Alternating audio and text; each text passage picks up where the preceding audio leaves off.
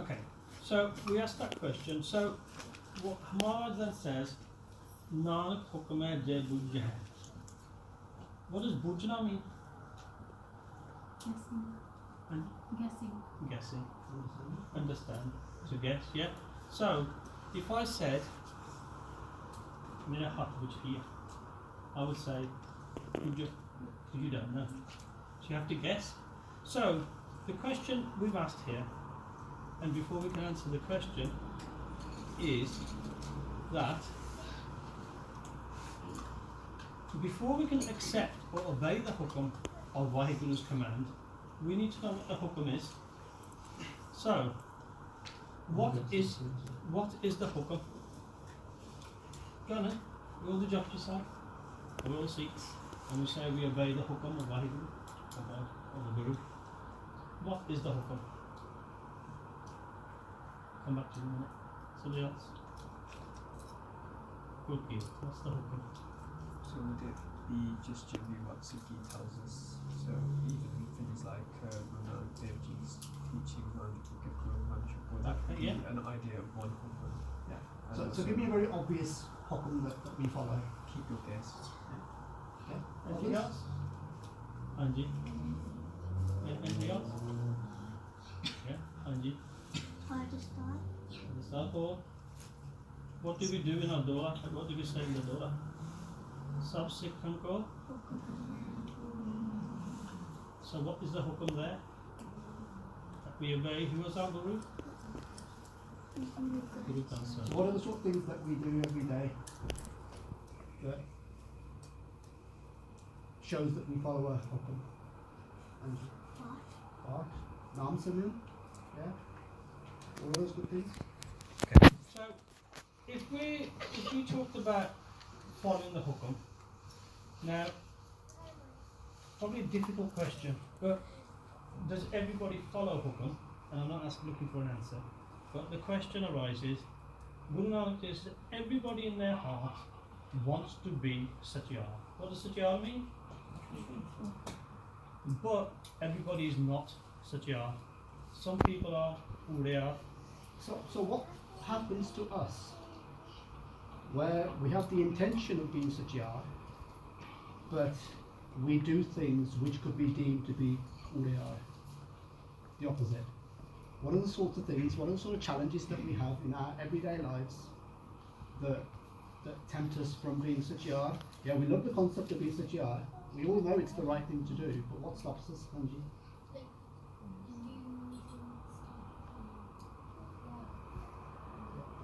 Anji? Temptation. Good one. Temptation. Good good. Ignorance. Sorry? All your desires. Okay. So that's very good answers from some of you already. So Maharaj says think about it. Now we talk about hukum. In some other religions, what sort of hukums do they have? Think of the Old Testament. Somebody else? Oh, Anji. Is it Bhagwan, is it? Yeah. Yeah. Ten Commandments. You must have seen my slide. So in Judaism they have the 10 Commandments. Not just in Judaism, it's Christianity as well. Christianity as well, yeah. So we have commandments, but they're very direct. Do this, don't do that, do this. But they're general guidelines on don't do certain things. Because in any religion, and religion teaches people to be truthful, regardless of what the religion is that how do you remain truthful? Because it's easy to have a list, do this, do this, do this, do this, do this, do this. Don't do this, don't do this, don't do this. But everybody and a lot of people seem to be doing the don't do this. Or they want to show that they're doing the do this, but they don't actually do it, but they do it publicly, but they don't do it in their hearts. So, so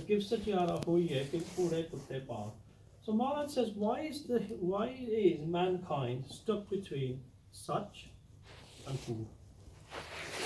Because Maharaj says what happens is that people take one step forward and then they take one step backwards.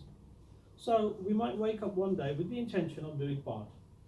We get up nice and early and then we put the telly on and then we don't do the part. So the intention was one step forward, we woke up early. The bad bit was we got up and something else distracted us from doing that. Now, that's one step forward, one step backwards. And it also happens in other aspects of Sikhi as well, where people say, we'll go to the Gurdwara on a such and such a day, because it's an important day. And then, in their everyday lives, they won't then go to the Gurdwara for the next 4 weeks, 1 month, 6 weeks. Yeah? Or just go every week and not remember Waheguru every day.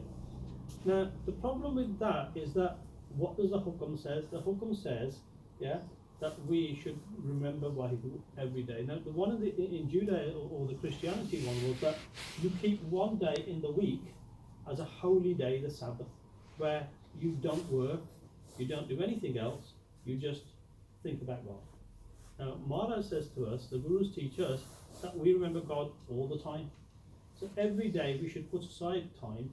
We have to work, you have to go to school, and we have to do other things as well. But we must put time aside, not just once every 7 days, but every day at some point. And in our lives, yeah, if you're Amritdhari Sikh, your Panj Bani in the morning, your evening type Bani, your night time Bani, and any other Bani, and Nam Simon and Mantra Simon throughout the day. So this is one of the reasons. So Maharaj then says, but what is Hukumn? So today we're not going to do too many slides. We're going to get you to talk about Hukumn and why Hukumn is different. So the first thing is the last question.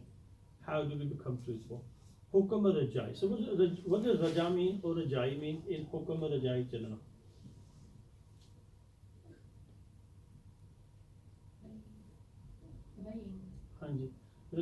Obeying. Raja means to be in acceptance of something. So we say Rabadi Raja or Bana. So when we have Hukumn, so if you go to school, those you go to high school, some of you do. What sort of rules you have to follow as soon as you get there? Angie? You're not allowed to take your blazers off. Anything else? Angie, tell me. You're not allowed to put your phone on. Angie? Okay. So those are the commands, and you have to follow those commands. So why do you follow them? Because they're the rules. They're the rules, yeah. Now, Waheguru has rules, and everyday society has rules. So you have your school rules. We have rules at school, at work. We have rules at school. Your parents will have their rules at school.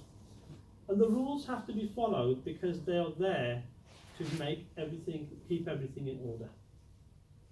Now, Waheguru's rules are some of the ones we've spoken about. So when we talk about rules, what makes you do it? What's to stop you eating chewing gum? The teachers not know. Angie? Yeah. Consequences. There's consequences. Consequences given there? They're a bit like punishments. Yeah, there are punishments. Anything else? Why else to do it? Now you might see one of... then you keep... Green ones?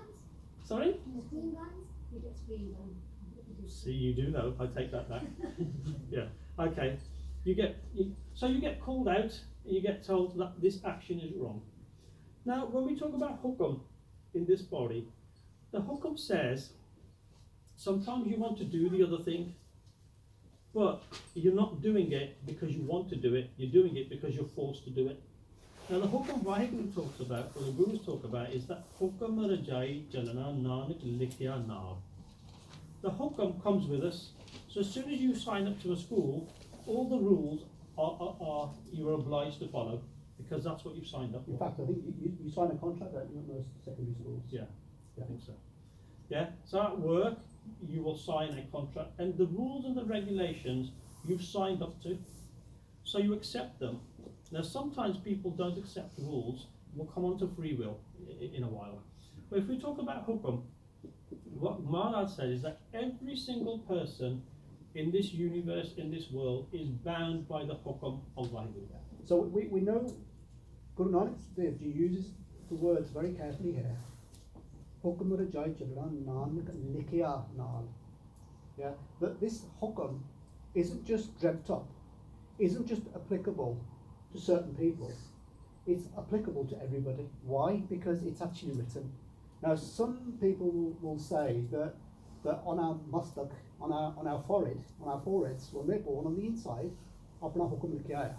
We know what we should and shouldn't do before we're even born into this world. And I've heard some katha from some Mahapurush who say that our lev is with Waheguru whilst we're within our mother's wombs. And we're so in touch with Waheguru that apni liv lagi hundi hai. Now, as soon as we're born, that liv then becomes compromised, that link becomes compromised. Yeah, so Guru Nanak Dev Ji is talking about a hukum that we is a written hukum that we bring with us. It's not given to us at a later time, or when we're 5 or 7 or something. This is our predestination. This is what we come with. This is what's written with us. Yeah, our elect with us. Okay, so when you get the hukums, and sometimes in society you see people complaining about, I don't have this, so-and-so has this. So-and-so got this, they must have got it because of such and such. And what Maharaj is saying is that sometimes that's hukum. Now, the hukum can mean that some people have more than others. Now, we've just got back from Punjab about 2-3 weeks ago. And you see when you go to Punjab, or India generally, is the difference in the very rich, the very poor, the educated, the uneducated, the people that have power, the people that don't. And you stop back and you think this is not fair. What Maharaj is saying is, it's not fair, but God doesn't do things to punish, because God is not cruel. But God has a system in place called Hukumn. And according to our actions and destinies from previous births, because you have to remember we are separated from Vaheguru, remember we said, yeah, the whole purpose of human life is to join back with Vaheguru. Because we're separated from Vaheguru, we've done things in our past lives, and we're doing things in our existing lives that are either good, Changge good, Changi Ainga, or bad, Buri Ainga. And what happens with Changi Ainga and Buri Ainga? Yeah, they will be accounted for. Yeah, and depending on those actions is where we are. Now, we might say we're doing very good today because we come to talk about Vaheguru. We come to Guru Ka, we learn Kirtan, we learn Path. These are all good actions. Yeah, they help us to become better people, to become Satyar rather than Purya. Now, sometimes life, one of the reasons Maharaj says is that why do we go forward? And they said that, remember the wall that we used to look at, the wall of falsehood that we had in our slides? We did some. Too fast. I'll find the wall.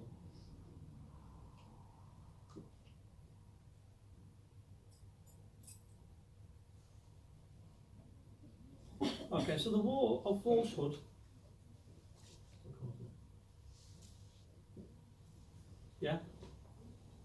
means that Maya, the outside influence. So our mind says, Change Kamparige, let's be Satya. Our mind says that, but the world around us says, Ashad, come with me. You might have friends that say, don't do that, come over here. And then there's the ras of the world. That's not enjoyable. Sitting doing Naam Simran for 20 minutes, sitting doing your Pani Baniya in the morning for an hour, doing their ras in the evening, or going to the Gurdwara, where's the fun in that? And people say, oh Chad, come with me, we're going to do X, Y, and Z. So this is where we talk about this wall of falsehood, the Maya. You know, we talked about Maya, how Maya is a system that God uses to make the whole universe work. And that Maya makes us want to do certain things that make our minds happy, or we think they're making our minds happy. So that becomes difficult for us to follow. Now, think about when we do Path, what makes it difficult to focus on doing Path? And there's other things around us. Yeah, things like things that you would say if you're a child you would like play on a console or something. Yeah, and Might be sounds that distract. the sounds that distract you, yeah. Or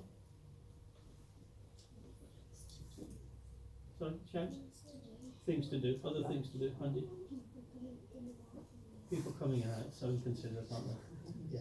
But all these things have The pressures that you brought with you from your work and your pressures, yeah, life. pressures. So society puts pressures on us, yeah, and other things put pressures on us. Your school world might put pressures on you.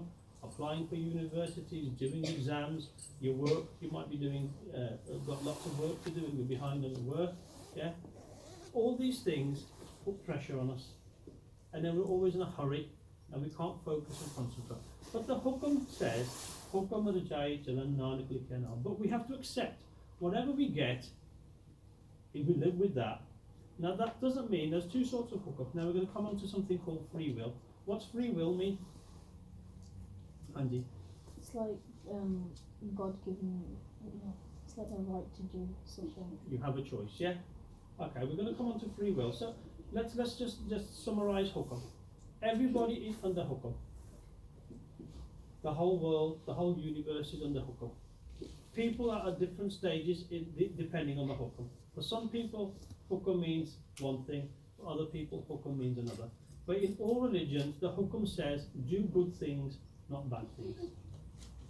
But the world around us puts pressure on us and makes us do the wrong things. And those things happen. So Waibu says, okay, I'm going to give the human being something called free will.